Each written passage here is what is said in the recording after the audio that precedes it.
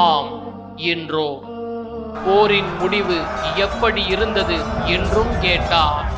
அவர் தம் அருகில் வசித்த அரேபியர்களையெல்லாம் வெற்றி கொண்டு விட்டார் என்று கூறினோம். அவருக்கு அவர்கள் கட்டுப்படுவதே சிறந்தது என்று அவன் கூறினான். நான் இப்போது என்னை பற்றி கூறுகிறேன்.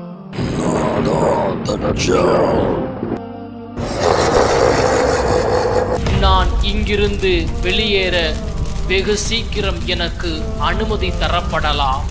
அப்போது நான் வெளியே வருவேன். பூமி முழுவதும் பயணம் செய்வேன்.